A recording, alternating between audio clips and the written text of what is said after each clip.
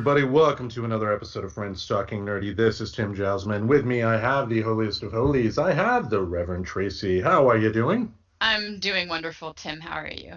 Doing good, doing good. We are here for another review of Big Mouth. We have two more episodes left for this season here. How are you feeling so far about the season? I am actually kind of ready for it to be over because, we've already blown through this one time, and it's something that I may try to do differently. If there's a new season, like I think what I've learned from this is if there's a newer season of something, I might try to wait and just watch them so it's new for me because I think that's what's made this kind of challenging is I kind of knew how it was going to wrap up and I kind of knew at what point I was going to be a little done with this season and I feel like I'm done with the season. But I mean, there's still stuff worth covering in this episode and in the next ones. But what about you? How are you feeling about the Big Mouth season so far? Oh man, how they tell the stories, the fact that Big Mouth is essentially one long story and not a traditional episodic animated show. In some ways does it a lot of good because they can explore characters changing over many years.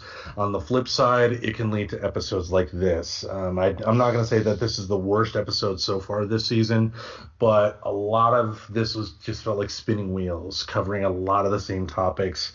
And a lot of this episode in particular just felt like it dragged. It just did not feel good whatsoever.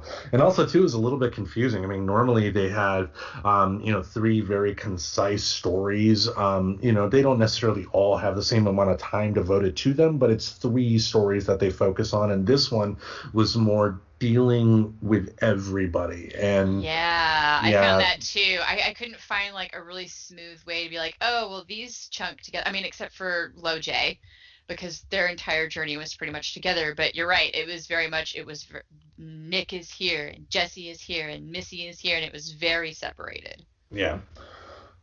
Let's start it off here. Positives. What Well, I did you mean, think? overall, I wanted to go into super quick. With my love of Halloween, I wanted to love this. Okay. So I found a lot of positive, like I kind of mentioned to you before. But ultimately, I just feel like this fell very short of being a good Halloween episode. It's not good as a standalone, like how The Simpsons have done, which kind of made it a little disappointing for that respect. Because if you are going to do a standalone, you'd hope they would do it during like the Valentine's special or a Halloween special. This wasn't that. And I mostly felt like it was just a gore flick grab, which is personally my least favorite genre of both movies and haunted houses. I've talked about it before. I'm a casting director and I've worked in the haunted industry. I am a haunter. So I can't emphasize how much I wanted to love this episode. And there were some parts, and I guess I can go ahead and dive into those unless you had any overall thoughts you wanted to share before. No, I kind of touched on the overall thoughts on this particular Yeah. episode here. I mean, again, it's just a lot of spinning wheels. It's nothing really new was really addressed in this episode. I mean, it ties into the last episode of the season, but you could have done away with the last two episodes of the season, and I think it would have been a lot more concise and felt a lot Yeah. better.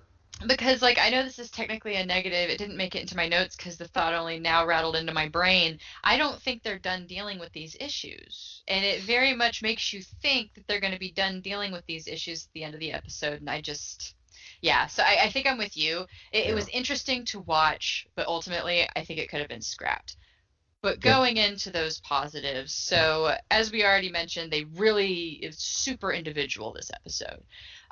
So I just kind of broke it down in between the different characters, and then of course just some notes I had on the haunted house in general, because obviously I would have opinions there. So Nick, I love that they brought Duke back right from the get-go. I feel like I've missed him a lot this season, and he's a character that I don't recall ever having that I'm over it with him. Like he usually has really great lines. I think it's really funny that they picked Duke Ellington for some reason, to haunt and like be this character that interacts with the kids. I've always thought that was really funny. I really love the back and forth between Duke and Rick at the beginning with like trying to get Nick hyped up for Halloween. You might get Halloween. laid. Oh, Halloween is Christmas for the bad kids. yes, I actually put like Rick hitting me with a quote that I immediately fell in love with was Halloween is Christmas for the bad kids. But right before then, they go, you might get laid, you might get candy, you might get stabbed. And it just takes you back to like as you get older and your parents, like especially I was raised in the whole stranger danger era of stuff, especially down in Texas, Mhm. um, where you start getting that fear of how strangers might treat you because there's a lot of years where you're like, oh, I'm just gonna go have candy, and then at some point you just start getting told how horrible people are and how you should be careful. It's usually right about the point where you go alone, um, which Oh most kids are yeah. at, you I know. it's yeah. I mean, I think I kind of mentioned it here. Oh yeah, it's like with Andrew's mom because when you first meet up with Andrew in this episode, that's where she kind of touches upon all the bad stuff that could potentially happen. And one, I liked how Andrew's mom delivered it because as a parent myself, I've definitely been in that shoes to where you want to protect your kid and let them know of the dangers out there, but by telling them the dangers out there you are going to make them a little neurotic and scared when in fact I believe a lot of those dangers that could potentially happen are rare. Could they happen? Sure. Could somebody put a razor blade in an apple? Sure. But Mm-mm. I would say somebody would be able to catch that if you saw that. If I saw like a hole in an apple that somebody gave me, I wouldn't eat the apple. you know Yeah. Well, and that was mostly a myth. I actually had a really cool talk about that with another casting director for a different haunt. It was the one that I worked with for the haunted drive-in that I wound up doing in September. hmm And he was saying a lot of that was just fear-mongering myth to Oh try to yeah. shut down some of the Halloween stuff. But yeah, like, but I definitely recall. And then like a lot of the stranger danger, and I think this is actually a note I have a little bit lower because it was more into Andrew's stuff, but it's statistically speaking, strangers aren't really taking a lot of kids. It's like usually a family member or somebody that's known by the family. And you can please feel free to go look up those statistics. I'm not here to teach on that today, but like it was kind of funny just to see like that element of stranger danger being brought in. They didn't call it that, but that's kind of what was happening. Yeah. Um, I like that Nick kind of had a moment of honesty. Like you kind of you're starting to see behind the whole narcissistic shell that he seems to be building for himself. He was hurt by being rejected, but is only seeing how he was a victim instead of owning and acknowledging that Jessie had her own feelings in that situation and had her own reaction to it. And I know that's something we talked about in our regular episode, which is totally separate from this, but A month ago. a month ago, wink, wink. Unless you're Patreon people who listen to both, in which case you're my favorite fans. There you go. Just kidding. I love you all. But yeah, just seeing that play out, and I'm not sure if a lot of people caught that that's what he was doing, because I'm pretty sure a lot of people want to paint Nick as being an asshole, even though he's just a child. Like this is kind of how you can see some of that stuff building up, right? Because I don't think he was lying about his feelings. I think he was hurt. He was feeling very emotional. He was nervous going to even see Jesse. And that's the thing too. I mean, how many of us have been in Nick's shoes? In this particular instance, I mean, I brought this up too about Nick being upset at Jesse's reaction. I mean, I have been in those shoes plenty of times, and Mm-hmm. then 6 months down the line, a couple years down the line, taking the time to go back and look at a more objective view of the thing, realizing that it wasn't the way I saw it at all. I was the one that was wrong, and I think even though it was uncomfortable to watch, even though you felt like Nick, come on, even though you felt that way, that's what they want. They want you to care for that character because when a character makes mistakes like that, if they're doing their job properly, you're going to want to urge that protagonist to change. Yes, and also maybe even feel a bit of empathy because it goes back to, wow, I felt that way before. But yeah, but the last just two other little positive things on Nick. I really dug that one part where Nick just, kind of blows off Duke and Rick and says, fuck Halloween, fuck everybody. And Angzito cheering him on, saying that's the spirit. And you can kind of see like where and it goes back into my own personal opinion of I wish we'd stop treating everybody like they're assholes because maybe a lot of it is just unresolved like maybe anxiety or other issues that they're not dealing with. Right. Um, so I kind of like that they're making it obvious that the one cheering on the fuck everybody attitude is his anxiety. It is not him. And then the only last note I had, I mostly hated his entire haunted house trip, except that it called it out about him building a wall, protect yourself, and the symbolic reveal of how he really should be protecting himself from himself. And that to me redeemed the entirety of him supposedly tripping out, I guess, on ashwagandha. They kind of like imply near the end that it was an ashwagandha trip or something like that, which is, it's a new thing. I don't know too much about it. I know that there's people studying it for possibly like PTSD and anxiety, but it can make you trip out. I know that much about it. So maybe that's what they did. I don't know. But that was the only part of his trip out in the haunted house that I even remotely liked. The only thing I really liked is that scene where the clown is hunting him in the showers. To me, I don't know if that was intentional or not, but I think that in my opinion, I believe it was an intentional callback to Nick being scared in the shower earlier in the season at camp. And the fact that, he was able to overcome that, because he overcome that earlier for that particular scene, he was able to get the clown out of the way before he encountered his future self. Exactly. And I had noticed that too, and I felt like the layout was a little similar. There was part of me that wanted to be a nerd, like go back to the episode and Mm-hmm. like see if it was actually just a disheveled version of that same locker room. Yep. Because that to me would solidify that that's what they were going for, but I didn't quite have time to do that, and I was like, that might be a little too deep for what we go into. But I wouldn't be surprised if Mm-hmm. that is supposed to represent from his summer camp experience. Um, but the next I've got Jesse. Nice. Starting off with Jesse in therapy, I loved a lot of what the therapist was saying, but you can feel the shift in Jesse when she says, "When I'm feeling this way, I practice my gratitude." And Uh, I felt it was so accurate. Well, yeah. we'll get to some of this, but I love that the therapist didn't exactly do anything wrong, I don't think, because it wasn't untrue Mm, what she said. It was not untrue what she said. She might be guilty of misreading it, and especially she kind of almost kept up this kind of false positivity, but that's more into my negatives. But what she said about practicing gratitude, it being a practice, all the things that felt really corny and hammy to Jesse weren't untrue. Just it just goes to show you have to accept that yourself, because I think Depression Kitty making the gagging motion, as you could see Jesse rejecting it, was awesome, because that is Now, totally that defensiveness, like I don't want to change. did you notice that Depression Kitty in this episode was bigger? Yeah, she's Depression. getting bigger. She is definitely getting bigger, and I like that little bit. And also too about the office, the Jesse's therapist loved toads.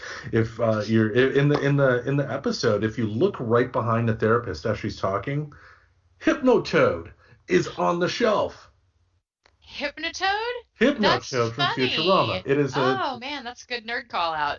Yeah. So that was cool to see that. Now the therapist, I guess we'll go into that deeper in the negative side, because, well, yeah, I just didn't like how she said that, but I'll go into why Yeah. when we speak on negatives. Yep, and that's why it's like what she said was not incorrect. I will go Yeah. into other opinions later, but yeah, like I actually kind of loved how like, and I'm wondering if that was almost a hyperbole Hmm. for Jesse, because you also, and there's some you know what? I'm going to save that for the bad, because I think that's going to dip a little bit too far into that, and I want to stay on the positives here. All right. But so even my next note, while the therapist didn't entirely thrill me, I loved seeing Badminton come back for a wee little cameo. and, Mhm. and Steve, I thought it was really funny. It's like, you're like me now. And how you can get in your head that seeing a therapist is bad, which is something you definitely see play out in her little haunted house trip, where she's identifying herself as being crazy and not seeming to deal with that very well. So I think like overall, they dealt with that topic kind of well. I like the symbolism, like even through her haunted house trip, that she's feeling identified. Like, I can't even shake your hand because I'm bound up. Like, you can't even do a simple thing because you feel bound up by these labels that you're now having placed on you, and especially because, oh my God, I'm in therapy. Like the end of the last episode brought that up. Like, oh, they're gonna take you to therapist, you know. Yeah. Um, You I almost had the did. voice. Oh God. I liked seeing Jessie closer to her older self. Like dressing up as Ruth Bader Ginsburg is such a thing I would have seen old Jessie do. So it was cool to see that, like, as she kind of gets back to being around like her friends and being like trying to separate from probably what was a somewhat traumatic experience of the city and going to school and dealing with that and the deal And with boing. Michelangelo. Yeah. Yeah, like it was I like it's nice to see like them seeming to represent her finding kind of that sense of self that she had before. Yeah, I mean, it was. I did like that she did seem a little bit happier when she was interacting with her friends. You know, I guess the episode for what it is, they couldn't really give time, enough time to anybody because they were focusing on so many things here, and that's Yeah. part. I mean, I guess we can go into more into that too in the negative side, but it's just like when you do see something good in this episode, you feel bad because the good could have been expanded upon a lot of times when instead of going for some of the easy or the easy or the gore, that they went through. Yeah, I think like Jesse and Missy were the only two that I really kind of liked their coverage. Like I think they actually did pretty well with those, but the others I just felt were choppy. Yeah. Yeah, we'll get into that. But the last little bits I have on Jesse, I really liked Gratitude being voiced by Zach Galifianakis because he's doing that silly voice that he does when he's playing this really soft character, y'all. And I love that voice. And he even like calls it because Zach Galifianakis is kind of like a silly person. Like I don't follow him super personally, but every now and then he's come up, and he's that's just how he is. And his character even got to say, "It feels nice just to be silly, doesn't it?" And I gratitude practice is really hard, and I kind of really like how Jessie worked it out with gratitude. It definitely seemed to go better than the therapist telling her to do it, and then you realize like, especially like I said, they mentioned at the end, this is ashwagandha trip. This is something that they're using to deal with like people with depression and anxiety issues, so that they can go inward and do this kind of work. So I kind of like that they snuck that in there. um, I wouldn't be opposed to Gratitude being a reoccurring character. I don't know. Zach Galifianakis is kind of still a bigger person. I know he's like kind of free since Baskets got canceled, but Yeah. Well, like maybe. Well, look at some of the people they've gotten on the show, though. I mean, like Mona, Missy's hormone monster, Sandy Newton, and I know she's big in England. She's done some big work in America as well. I believe she was in one of the Mission Impossible movies. Been in a lot. So I mean, they have big stars on that show, and of course, like John Mulaney. I hope he's out of rehab. Last I heard, he went into rehab. Oh, I didn't hear that. That makes sense though. I know he talks in his stand up that he struggled with he doesn't drink anymore. He's got some good bits that deflect that with humor, Hmm. obviously, but oh man, that's a bummer. That makes me want to I guess I'll look him up. I'll break my rule and get nosy. But Send a that being card. Yeah. said, we do have a lot of comedians in this show, and as we know, comedians tend to really love to collaborate. So that's where I said like I really wouldn't be surprised or opposed to this being a reoccurring character because gratitude practice is a practice. And think about it too. For animation, all they would really have to, I mean, Gratitude is not going to be, if they do bring him back, it's not going to be a character that's going to be a comparable to a Nick or an Andrew. He's going to be there for a couple of episodes. I know you mentioned the Duke Ellington thing. I mean, during the season 4 of Big Mouth, when they were making that, I think that was right around the time where they were in production for season 2 of The Twilight Zone on CBS All Access, which is now Paramount Plus, which Jordan Peele was the host of and the producer of. And I know he also had what was that movie that he did, Us? That was a couple of years back as well. So Jordan Peele is very much busy, but what they commonly do for animated shows like this is, they will like give him all the scripts that his character is going to be in. They will schedule like 1 or 2 days in a studio. He reads through it all. He's done. this, they can bring bigger names back. So Zach Galifianakis, it would be a shock if they. I mean, I think he's back in the next episode anyway, so he will be back in some way, shape, or form. Yes, I love it. I love the frickin' manifestations they've made so far for like almost all of the emotions and the mental health issues that kids deal with. And I like seeing like a positive one. Hmm. So I would be super welcome to a positive because I don't think we really have any positives. We've gotten what Shame Wizard, we've gotten the witch, whatever that was for the mom going through menopause, the banshee, the menopause banshee. Like, Well, yeah, yeah. but yeah, like I can't think of any others like even as a cameo one that have been super positive. I mean, even the hormone monsters. I mean, they have their quirks, the things we like about them as characters, but they're not positive. Right, they're chaotic neutral. They're Mhm. totally like chaotic neutral characters, I think. Like, because they kind of like wash out. Like, they'll have moments of being genius and awesome, like Connie saying to Depression Kitty and Exito, "Get the fuck out of here. These parents are getting their shit together." But then, she's also like encouraged her to yell at her own mother. So, like, there's a little bit of mix of how healthy, but that's hormones for you. Like, that's exactly what they're supposed to represent. And that's where it's like, been my favorite thing about this show is how they've managed to bring life to these kind of invisible concepts that we try to understand. Yep. That was all I had for Jesse. Next, I've got Missy. All right. Struggling with a costume that, quote, isn't too sexy or too dorky. That is something I remember going through.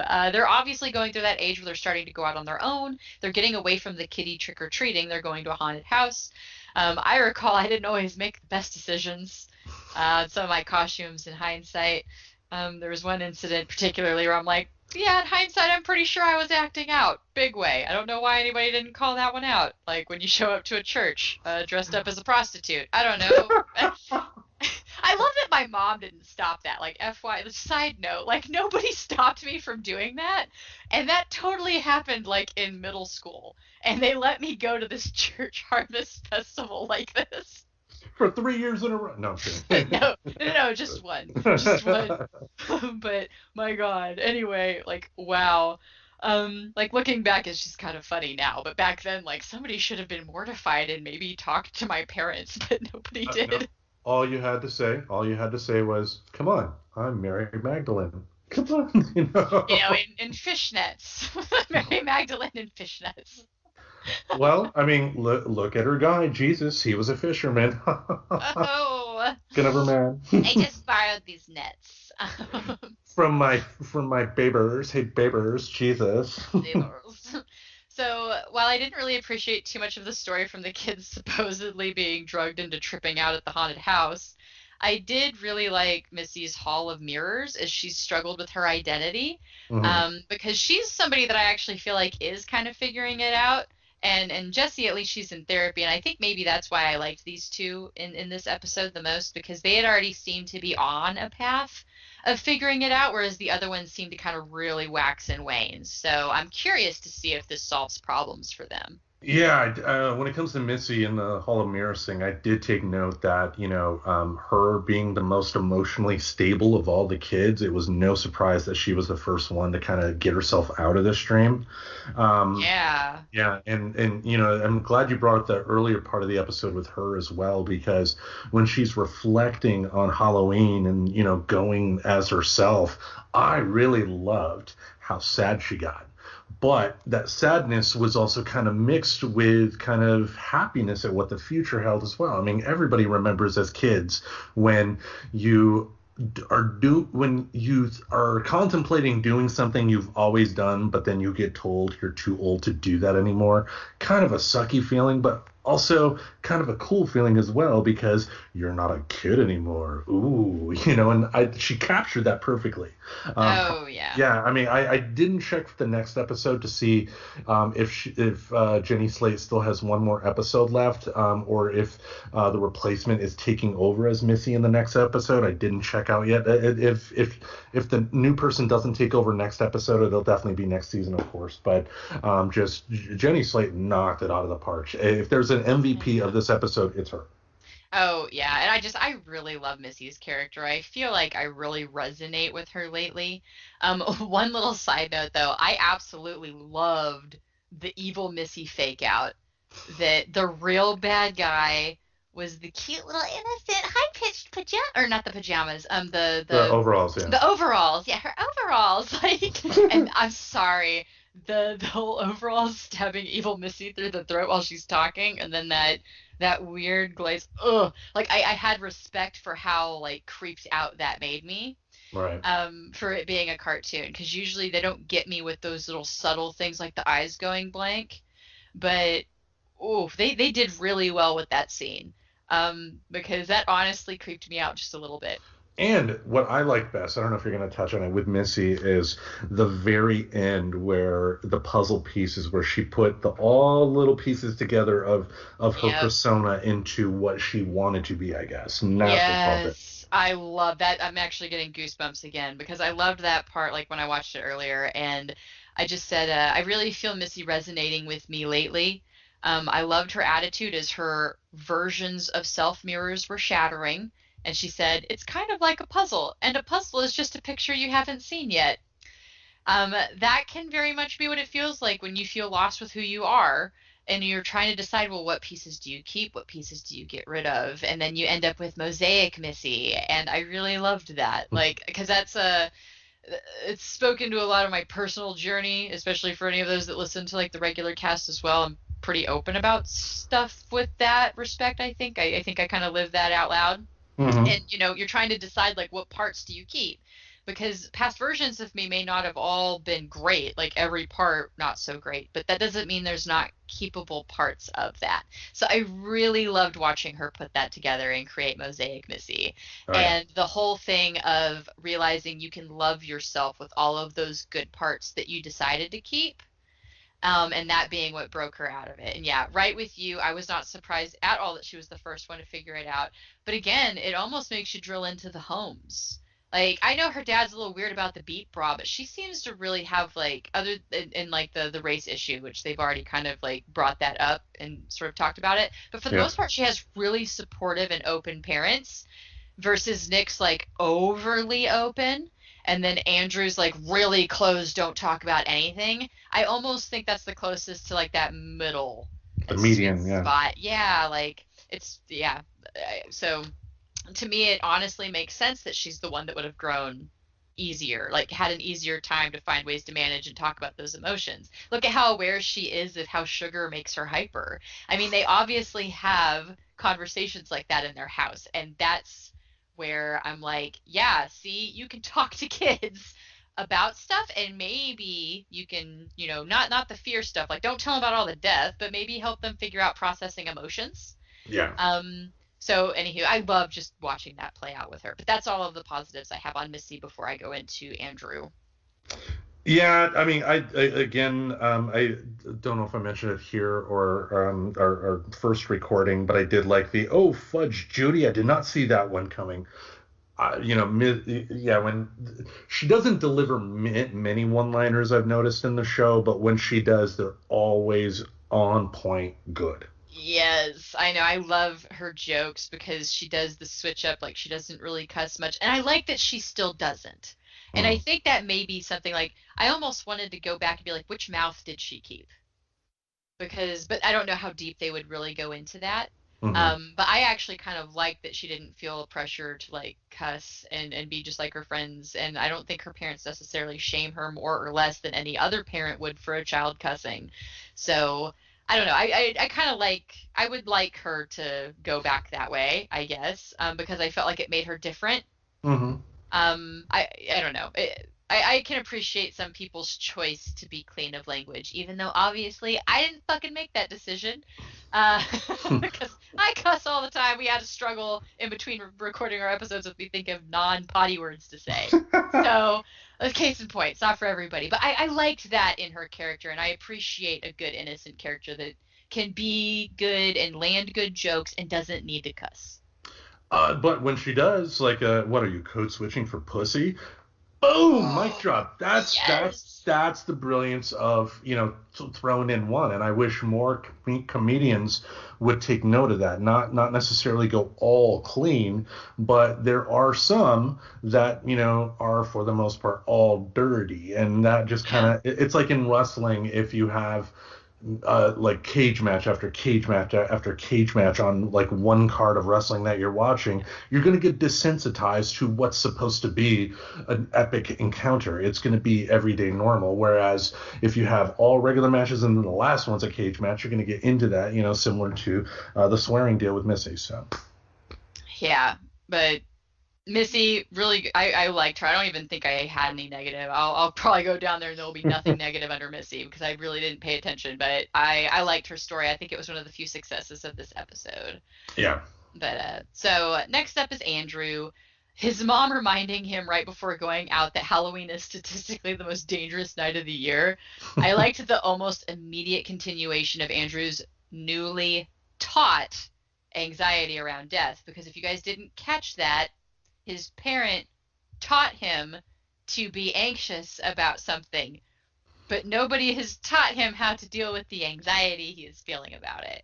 And so putting that together, just I think this really like nailed that in.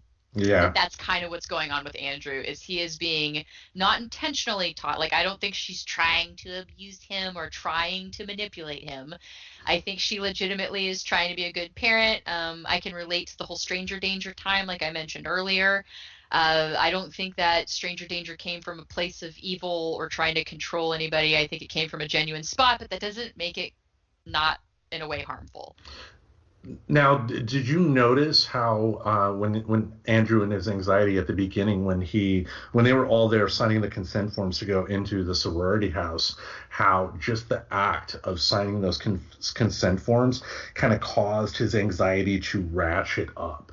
Yes. I love that. I mean, because I've lived that on multiple occasions, sadly. But just something as simple like. I said in the first recording that we did for the show that, I was going back to school. And, during that whole process, there was a time to where I was not able to log into the school website. And, a quick phone call to the, school's tech support would have got me in. And, ultimately, when I did make that phone call, it was over in like 5 minutes. But I spent a good 2 weeks trying to get the courage to make that call just because of the anxiety. I'm not being facetious here. I'm not being hyperbolic. It was 2 weeks. And, anxiety can be a bitch. And, Andrew, how he kind of dealt with it, I've been there plenty of times. But as a haunted house worker, side note to that one, that's actually a really good trip out for people. Somebody was telling me once that, like, the worst time they ever had at a haunted house, and they're normally not fazed by it, was only because there were signs outside warning that there were items that may cause an unintentional but extremely low voltage shock. And apparently he really hates the idea of being shocked. And even though it never happened, it was not based on any level of truth, it fucked with him the entire time. So I don't know if maybe that's what they were going for. That's something that's noted in the negative, though, as far as this whole having kids sign a waiver, and that's not legally a thing anyway. But yeah. That's too much negative stuff. I can finish up Andrew's positive with like 3 really funny quotes I thought that they had in his story. With my fat can, I'm a major pedophile bait. Oh my God, that made me laugh out loud. I don't always feel like his little pedophile jokes land with me, but that one was really funny. I loved during the haunted house, his ashwagandha trip. Like I said, that seems to be what they implied was going on. When Marty, his dad, goes, "Who would drug you? That's a waste of a roofie." And then the last one I had was Andrew, whenever he was buried alive. He goes, "I've been buried alive. Hey, gravediggers, I'm supposed to be buried dead." Oh, what about the one on the plane where... No. It was him on the motorcycle, essentially recreating a scene from John Wick, and he was like, "Oh God, I shouldn't have fucked with the Yakuza." That was just like a random one that I felt would have been lost. Like it's just, I don't know. To me, it didn't make me chuckle too much. It did make me laugh. Like I felt like I was missing an inside joke. Does that make sense? Yeah, but Even though I don't think I was. I think it was just a ridiculous thing he was saying. but I don't know why. Just that one didn't hit me as hard as the other ones, but it I did. mean, I remember that one. yeah, I mean, one, if you're a fan of John Wick, if you're familiar with that series, or a fan of action movies, I guess you'd be able to get it. But if you've not seen those movies, then it just he's being chased by the Yakuza now. What? Which is funny because I've totally seen like all of the John Wicks, and I actually kind of like those movies. So Oh, I it's love those funny that it's movies. still shot right over my head. Yeah. And Andrew at the end was, what was it? Him in the casket where he just decided to yodel his doidle. That was under the. That's no. That to me was just part of the dumb. Like I don't even think I wanted to Yeah. bring it up in the negatives. I was just gonna let that one slide. That okay, I get it. He's still obsessed with masturbating. I just need to let it go that that's part of his character and like maybe to stop flying him for it. But yeah, the inappropriate masturbation is something that I think should totally be looked at like by a like therapist. Like Well, I I don't think mean, Jesse's the only one that should be speaking to a therapist at this point. yeah, I mean, he definitely does. Don't get me wrong. I mean, but having said that, could it be something to calm somebody down? Sure, it just shouldn't be your go-to. That's Yeah. like one of those, in case of emergency break glass situations. But again, at the end of the day, it got him calmed down, and I guess that got him out of the illusions Exactly. I guess imagining masturbating snapped him out of it. with with a family member. I don't know. But next, I've got Matt. I did pull some positives out of here because I think ultimately I do root for Matt to become a better person. I did love Maury's definition of ghosting. When you give a hand job and it's from under the bed. Ooh, spooky. Or what about ugh, I can't believe you passed up Aiden's sweet teen touch for these bummer broads. Right. I thought that was pretty funny too. I Yeah. also liked watching Maury and Mona directly interact. I think this is for the first time. I took a note like if that was a question for me if it was the first time. But as the episode went on, it very clearly is the first time he's interacting with Mona. But I love that. What language are you speaking? You're beautiful. And he's and Mona goes, English, you fucking idiot. Oh, where do they have that note about him? No, there was something that Maury said. I just forgot About was where it I. about learning to speak the language? No, it Okay, was. that one almost made my list. Like, if you're gonna work in America, you gotta learn how to speak the language. But she No, is no, I speaking got it. I got it. English. I love the line here. I accidentally put it in the negative side, but when Maury turns to Mona and goes, "You're gonna be bad for me, but I know I can't get enough of you." Yes, I think I accidentally noted that down, like in my haunted house positives, but I did. I liked that. Like, yep. Like, oh my God, you're. I love those two interacting. I'm sure we're gonna have more fun with that. Yeah. And I'm curious to see how that plays out some. But I thought it was interesting that there's no jealousy with Connie. Like I actually kind of tried to pay attention to that to see if there is, but nah, they're hormone monsters. I don't think they really have like a monogamy implied monogamy contract between them. So Fucking is how they shake hands. hormones aren't people. Like Yeah. so, yeah. I loved the old mean queen coming back to be the devil in the too tight leotard. I'm not chubby. I'm prosperous. And I did love Matt being able to calmly rationalize, like in the end, that what he was seeing in the haunted house couldn't possibly be happening. And you honestly see he used logic checking, which is something that you're actually taught like in some ways of counseling. I was taught that in cognitive behavioral therapy stuff that I've done before of logic checking when you're going into a spiral. And he Hmm. did that really quick, which to me shows a maturity that I think is there. We've seen it in brief moments, but I'm still worried he's gonna go right back to mean queening it, and I don't want to see that. I want to see him grow this time, and I liked seeing that struggle being represented of how some people feel like they have to choose their family and their family's values and them and their own values, and that was probably the best part of the haunted house was having that physical representation. I didn't like how they went gory. I did like that Matthew dissected that pretty quick with a logic check of like, wait a second, why are they? You just had your knees cut off. Why are you talking about that? And then like Aiden, oh, there goes my cum gutters. Yeah, I mean, the Matthew thing.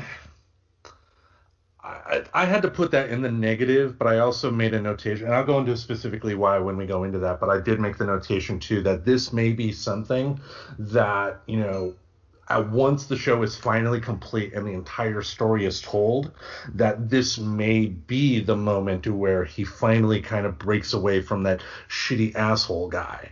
So, but again, I got more to say on that. It's just more on the negative side. So. Gotcha. Well, my positives, I actually have some on LoJ. They're super brief, but they're super good. I actually really love the Bonnie and Clyde costume. I thought that was really great, and their unveil of it, of like, greatest couple costume ever, like shooting the paintball guns. I also really love that moment when they decided to break in together, and Jay says, "Shall we shimmy, Bonnie?" And Lola goes, "Clyde, I was born to wiggle." Like, as much as they make me gag sometimes, they actually have a really sweet and a really good relationship. Like, gross, but they've got their moments, and they had a couple of really shining moments for me here. And then the next I just have like general. I don't know if you want to go off in any positives about Lola and LoJ as I put on here. LoJ, yes. One, I'm really loving Lola lately because especially this season, it seems like her self-confidence has definitely picked up a lot, which is making her kind of different in a good way. Like I want to know the confident Lola. Believe it or not, I do like that. I loved her line when she brought Jay into the house. "Land, hoist my boy toy." Just how he said that. And then when the college person catches them, coming in, Jay goes, "We're Lola." And Lola goes, "And Jay, you saggy ass 20-year-old. Yes, Lola has her moments. And you know what? It shouldn't be surprising that we would see self-confidence go up, because if you think about it, like, when you're constantly around a negative message, it's going to have an effect on you whether you agree with it or not, right? That's part of how, like, the whole concept of gaslighting works. Like, that's how that's used for evil. So when you think about, like, all of the stuff that Devin constantly said to her, and Devin basically said, "You have to choose Jay or me." So it's been implied that they are not friends anymore. So it really wouldn't surprise me at all that her confidence, because look at what she's gone from going from to being around. Like, Devin constantly cutting her down, making fun of her, all that stuff, and then you've got Jay who's calling her my queen, and like just loving on her in a very nice way that it doesn't seem like she gets anywhere else. Now, what did you think about the diner scene? Oh God, what was the diner scene? Refresh me. At the end, where Jay tells Lola he loves her. Oh yeah, that wound up in an oofy negative spot. Oof. Like, I mean, not negative because it was bad, because I guess technically it could have easily been thrown in as a positive. I think it just wound up in that negative because of that initial gut reaction of like, oh, that hurts. And I understand, though, at the same time. So actually, you know what? If we're talking about it, I may as well talk about it.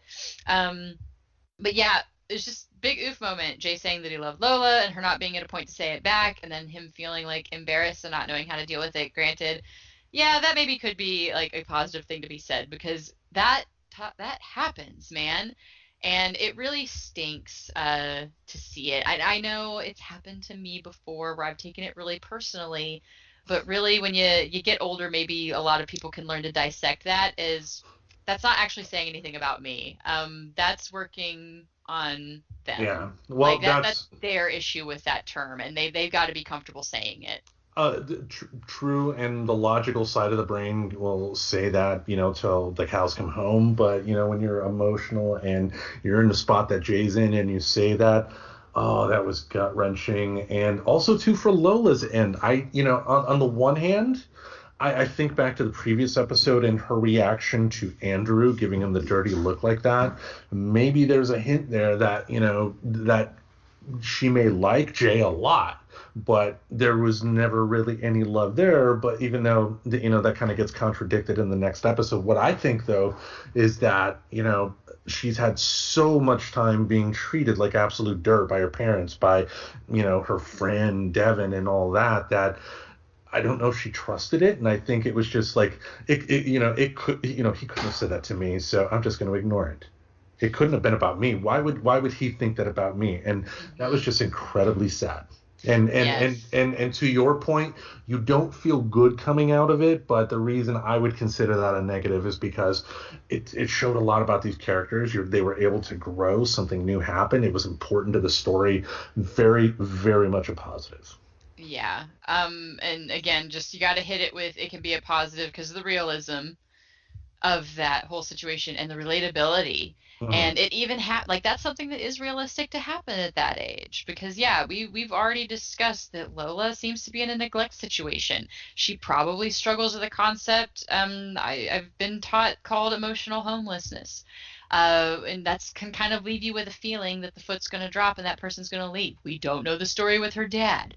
Um, we've never seen the mom. Like we've addressed that a few times, how we haven't seen the mom. So, She you even made know, a she even made a comment at the beginning of the episode of being locked out of her home or something like that. She had to stay there with Jay because she couldn't go back home because her parents locked her out. I mean, what parent does that? oh Yeah. yeah. So obviously that's gonna land more in my negatives, but um the last bit I have to talk about positive wise is some of the things at the haunted house that just I didn't feel like really fit under any one of the characters.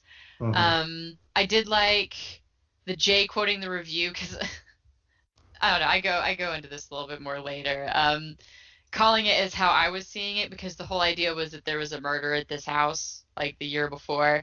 I did love Jay calling it out by quoting the review that it was a tasteless cash grab and a slap in the face to the victims' families.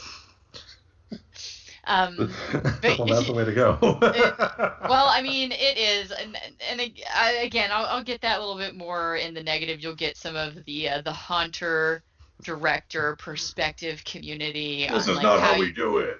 yeah, how you would deal with a sensitive situation. This is not it. Yeah. Um, Connie in the beginning saying to Rick that she needed to talk about the Nick situation. That's dead on, and even it was dead on how quickly it was cast away. So like it was, yeah, we should talk about it, right? Like when there's an issue that happens in a blow up, if you want to save that friendship and if that friendship is worth keeping, you should talk about it. But what often happens is we talk ourselves into not talking about it, and then that friendship continues to like disintegrate.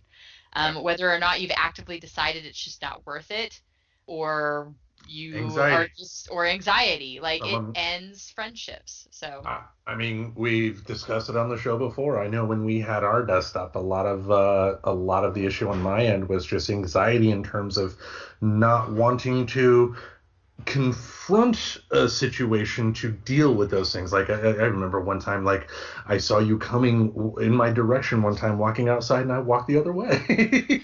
I remember that. 'Cause Yeah, yeah, we used to work downtown and our buildings were really close to each other, and I would often walk and go play Ingress. yeah. You look I'm up and sorry, look. your store is a portal. Yeah, yeah. But yeah. Yeah, so just totally relatable. I thought Rick had a really, really great quote. They were going back and forth when they were confused about who Nick's hormone monster was. And Mhm. I love that Connie, whenever she said, Rick, you're his hormone monster. And he goes, oh, Connie, my dear, I am a hot dog. There was something about how he said that I just absolutely loved it as a Rick line. Um, there we go. This was another one with a Mona moment of so the hormone monsters are in the haunted house and they're talking about the haunted house being lame, and Mona said that she thought it would be like an escape room and goes on to explain what she is thinking The is an escape intervention, room. yeah. Yeah, and Connie points out that she's actually described an intervention, and Mona says, well, I escaped is like the the best. Like that was a great little lead up to a quick joke. and I that's thought where that was Maury awesome. and that's where Maury came up with that line that I mentioned earlier. Yeah, who are you? I know you're gonna be bad for me, but I can't get enough of you. Like I guess Maury's in love. Yeah. Um, yeah, and then that's all I've got with the positives. Is very short lived for the haunted house, and some of the other ones, like I said, Missy was kind of the winner of this one. Missy and Jesse, I think, were the big leaps. Very much so. The Yeah, let's get into the negatives because anything I have to say beyond this relates to my comments on the negatives. So Negatives. Nick, what negatives did you have with them? As much as I hated to watch what happened to Nick, it ultimately really seemed appropriate that he'd be the one who just didn't enjoy the ayahuasca, whatever. It's not ashwagandha. Sorry, that's a totally different herb. Um, Ayahuasca is actually, I think, what the name of it is. That he didn't do so well in his trip. Um, I guess part of that, the light bit of reading I have done on ayahuasca or however it is it's said, if anybody wants to like give me a fucking like how to say it thing, I'll probably look it up after the show because it's gonna drive me nuts. Um, because that's what was in the slut juice, I guess. But some of the stuff that I've read about it is if you're not in a good headspace, like with many things that Right. can make you really reflect inward, you have to be in a good headspace. Nick has not been in one for a long time. Um, so that's really the only negative was that I hated to see it happen. But it was honestly a really good visual representation. Like when you get tricked that you think the game is over and then you end up stabbing yourself in the back because you think you're done working on it and you're not. That was really interesting to watch. And then of course it degraded into him storming off and not wanting to talk to anybody. And then of course this escalates in the next episodes. So Yeah, I mean, at this point, I was wondering what parent would allow their kids to go to this party. Um, the slut juice thing having it happen at a sorority house. I mean, they didn't give any indication whether it was a haunt like you work at that they called a sorority house, or if it was actually a sorority house that was having a party. They didn't have an explanation there. I thought they mentioned it was like it was like fundraiser thingy, but it was super brief. I think it was Yeah. like the actual members of them like trying to do something. Like I don't think it was supposed to be a professional haunt, but it was supposed to be a haunt, not a party. Okay, it that was just confusing, and then uh, uh, you know the drugs. I mean, were the drugs and teenage kids necessary? I mean, it's a cartoon, and maybe I shouldn't be one of those soft liberal types, I guess, but you know kids and this type of drugs just it should make people uncomfortable. I'm sure there are people out there that may support kids having this type of treatment with like mushrooms or something like that, and that's a different story for a different day. Yeah. But it just nothing about this as a parent myself seemed right. A parent would be like making phone calls to the other parents, who's going to be there, you're going to watch your kids, here's my contact number, stuff like that. And none of this. Yeah, it seemed pretty irresponsible, honestly. And then because I'm gonna go ahead and skip to my negatives on the haunted house then, since we just kind of brought it up. All right. I really ultimately didn't like the haunted house. I don't get why they were treating the patrons like they were in a sorority. But then again, being in a haunted house industry, no one in their right mind would do a theme like this so close to a tragedy happening. Just to give like a real life example, there's been a lot of chatter in the groups that I'm in because we have like closed groups on Facebook where we all share like ideas and stuff. And many haunts have already like completely kiboshed like doing anything medical, anything disease related, anything to do with doctors, nothing for at least like a few years. Like they want to give it some breathing room because too soon. It's And that made me question why the parents like not only would I be checking into a haunted house to send my young teens to if I had young teens, if I learned that it was at a house where a murder happened a year ago, I'm probably gonna say no to that. Now, did they mention in the episode that the murder that they talked about was an actual murder, or was it like the type of stories you hear, like this house has been haunted for Mm. ages? It's a callback to the ponytail killer. Lola made it Hmm. obvious when it was they were missing their ponytails and their faces were cut off, I think was the joke that she had made about it. Okay. But yeah, it seemed to be a callback to the ponytail killer from the last season Okay. because they thought it was Steve for those that kind of Oh, wanted to that's right. forget That's about that right. storyline. Yeah, it was brief and kind of dumb, but yeah, the ponytail killer is what this was a throwback to. They didn't straight call it that, but that seemed to be what was being implied with Well, they Lola's did comment. say. I mean, I think they did say ponytail killer at some point. I just didn't put Maybe. two and two together. So. Yeah, but that was like the whole haunted house was just one of those things where again this season I felt like they brought me out of the illusion of this being realistic to happen to kids because it goes into who the fuck is gonna drug kids, and then you can kind of argue that that's what was in the waiver was that this wasn't actually a thing. They were actually gonna do like a treatment with this ayagasha blah blah. I'm gonna end up looking that up like 20 times when this episode's over, but some could say that that's what that thing the waiver was actually for, was because they were going to give them something, but kids can't sign waivers. Right. So the whole thing just took me out of this being even realistic. Um, Kappa Kappa Kill and the KKK jokes, like Missy Mm. totally echoed my thoughts. Oh my, with the additional thought of why. Like, why did we have to turn that into like a KKK joke? Like, It wasn't funny. Look at what Chappelle's show did with, the first episode of the very first season. Tyrone Biggum's the black white supremacist, and how at the end they were able to throw out the N word and everybody was laughing. It's like you can have difficult, jokes about stuff like this, but it was lazy. And Missy's reaction was my reaction. It's just like, really?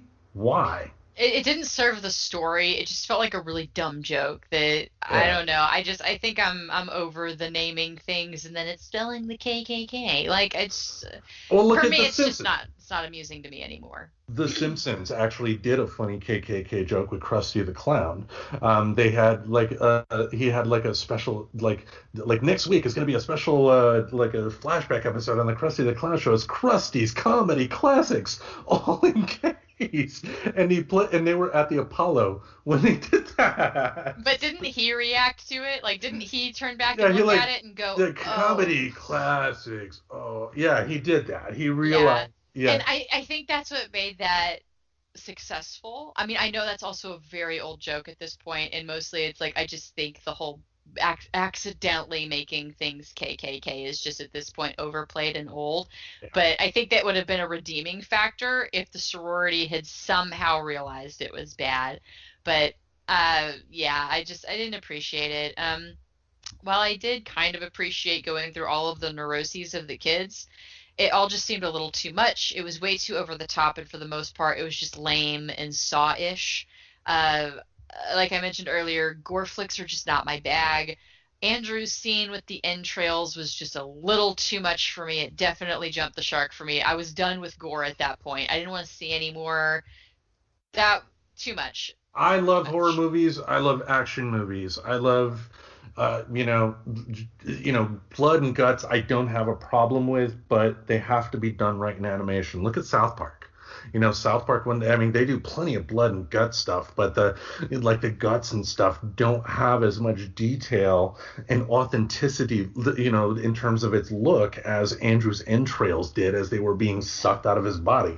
Where was that note that I had on there? The gore in this episode was too much for a raunchy animated comedy. At least in South Park or Family Guy, the violence and gore is over exaggerated. Here we get pretty detailed drawings of his internal organs, and the violence is just pretty what you would expect to see in a Saw. There needed to be a lot more exaggeration to pull you into the joke, and it just wasn't there for me. Yeah, it to me it was just like I said, too much gore, and actually like it can be a pet peeve in the haunt community to go for too much gore. I guess I shouldn't have expected this to be a haunted house level of an episode, because it turned into a Saw level of an episode. And those are two totally different feelings. But the And usually with these kinds of episodes, like especially when they're standalone, you get kind of the haunted housey thing. Like again, we think of Simpsons, so the ones that like really nailed some of these Halloween specials. This one ultimately just did not do it for me. And I think the big thing, and I mentioned this very briefly in the positive section, and said I wanted to talk about it here. I think the thing to me was that they had too much going on. They never really spent any significant amount of time with any of these characters to really do anything other than touch upon points that we already know. And sure, it led up to the end of the episode, which ties into the last episode for the season. So there is that. But did we need to see Jay and Lola in this episode?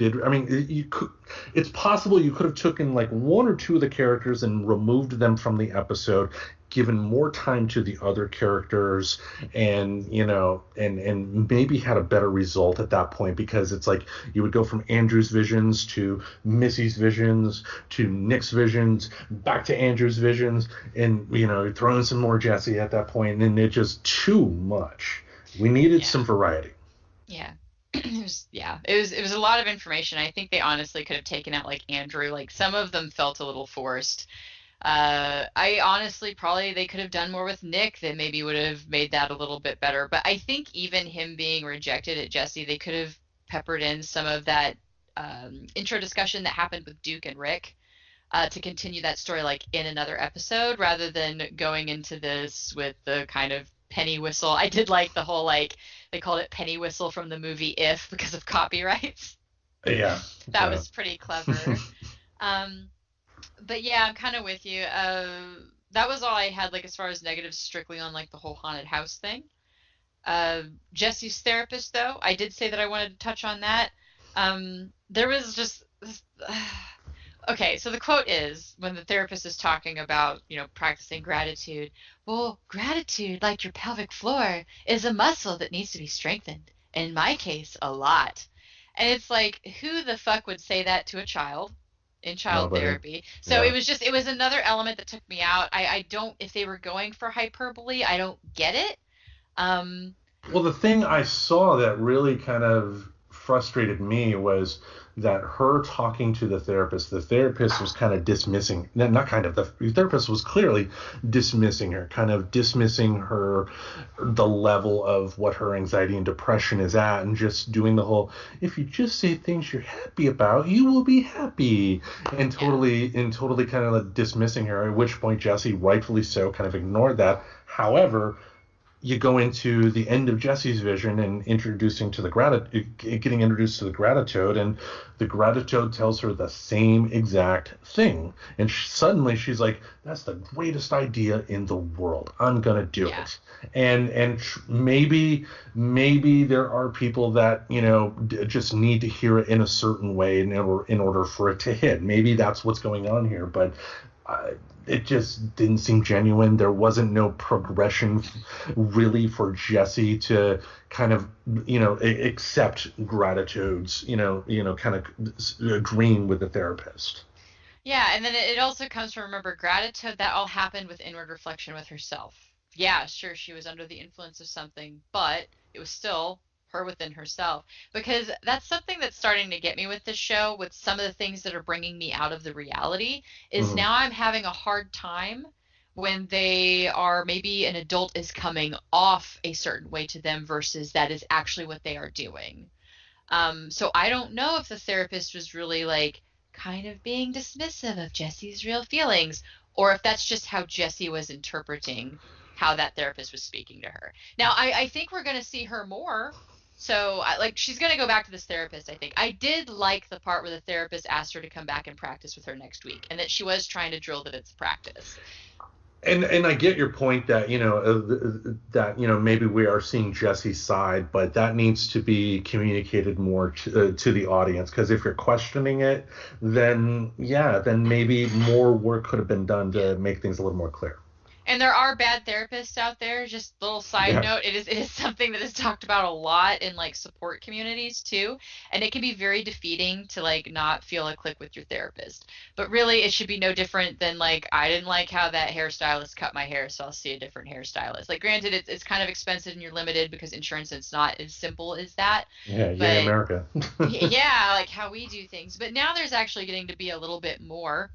and even affordable options. Like there's a lot of online therapy now. So it kind of gives you more of options to choose from and trying to find somebody that speaks your language. I do Right. think we're going to have a very classic thing where Jessie and her therapist are just not on the same wavelength. And I would be interested to see how that plays out.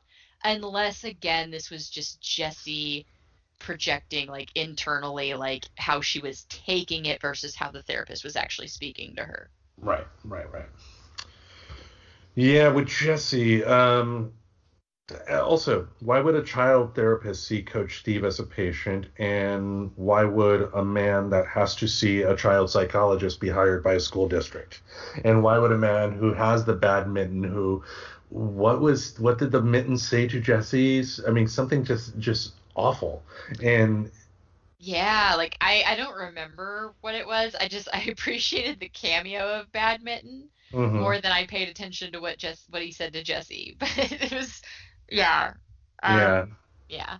yeah, Jesse's illusions of her therapist at the mental home, I just didn't care for because it to me it obviously it's she's going through her fears, but they were trying to hit the nail on the head of what they were trying to accomplish with her just a little too much, and it felt forced. Like the example I brought up was in Captain Marvel near the end when she finally realized her full powers, and then she had the big fight scene, but then they played I'm Just a Girl from No Doubt, and it's just like, come on.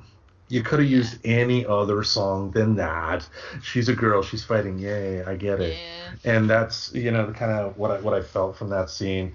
And also Gratitude, I found him annoying.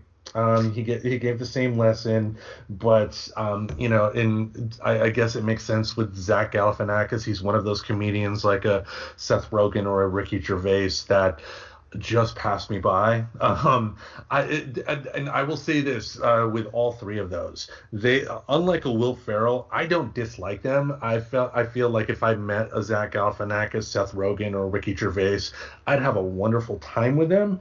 I just don't like that kind of humor.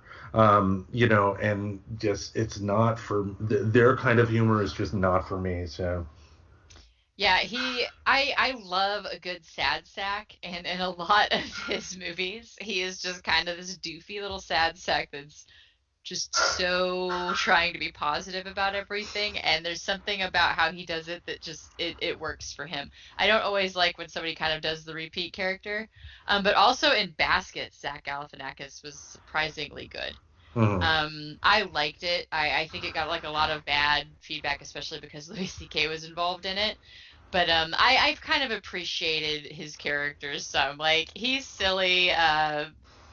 I don't know. There's something I appreciate about his silliness, but I do also understand that he's not everybody's cup of tea. Like Yeah. my brother doesn't like him, but I also kind of picked. I was like, is that because he looks like you except successful?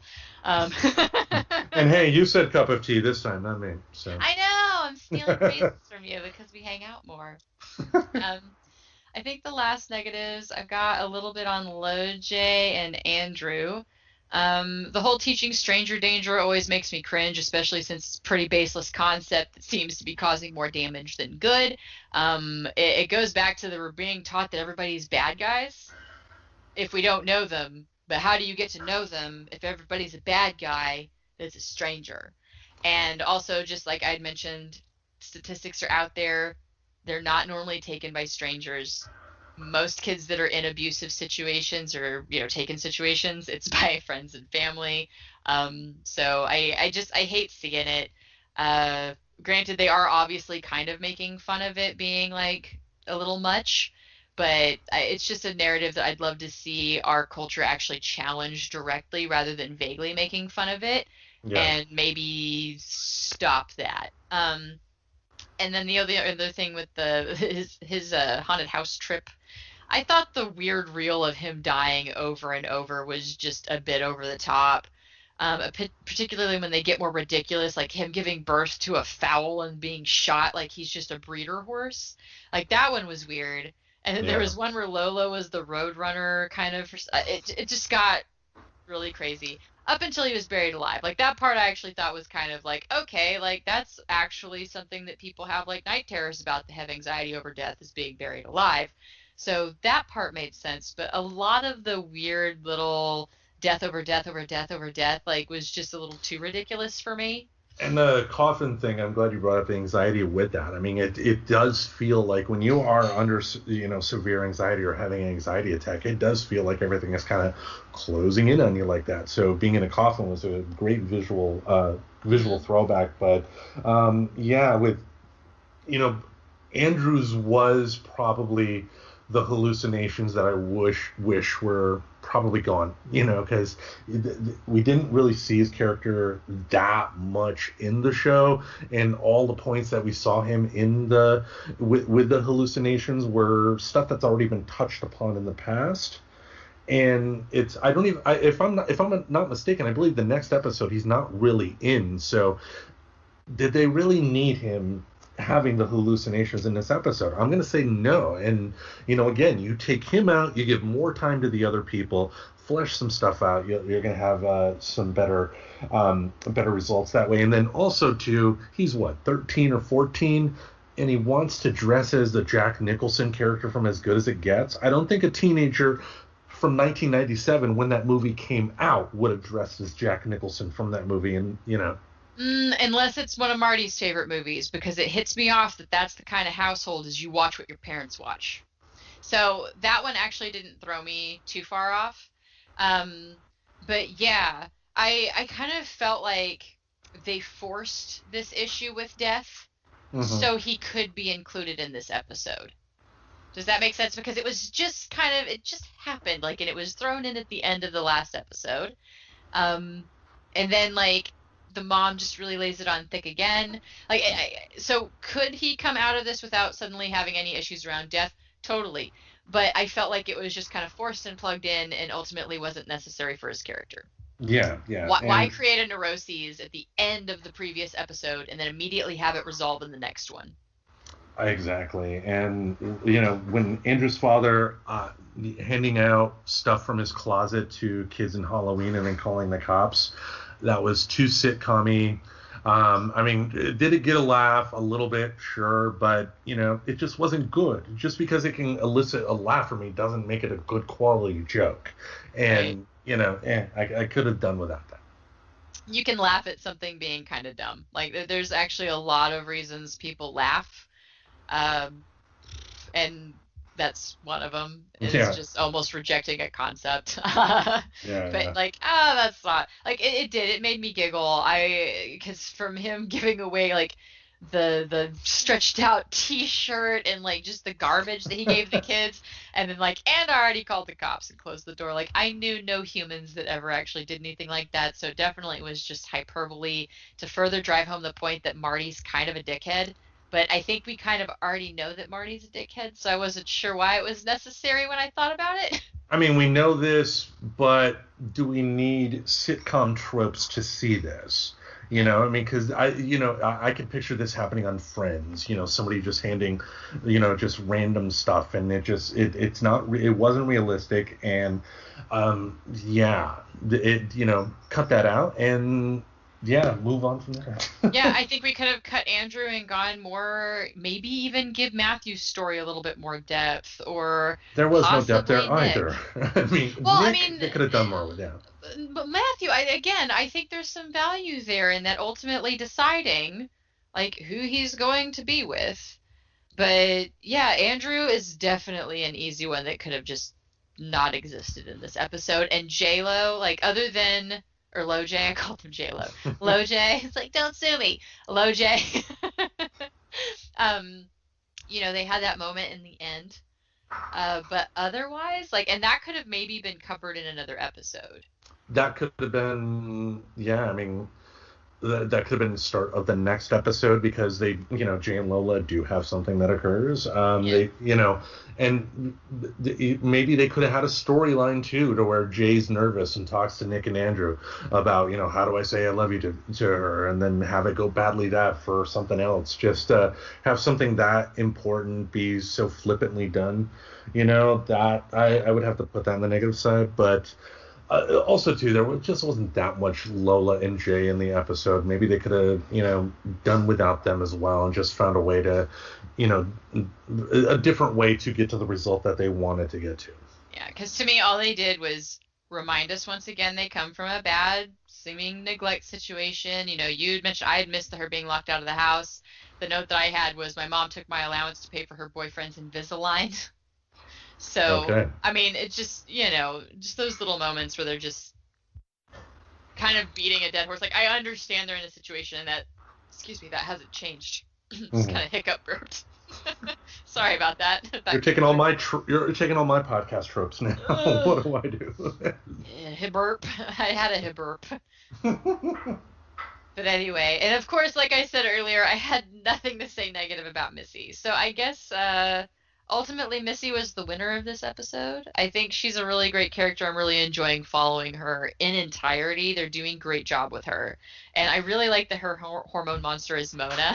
Yeah. And that she's really good at shutting her out. So overall, that's where I'm at with it. They could have cut so much out of this and made it better, particularly the unnecessary, copious amounts of detailed gore that just wasn't necessary, and I don't feel it served anything but being off-putting. Kind of felt like a shock value grab to me.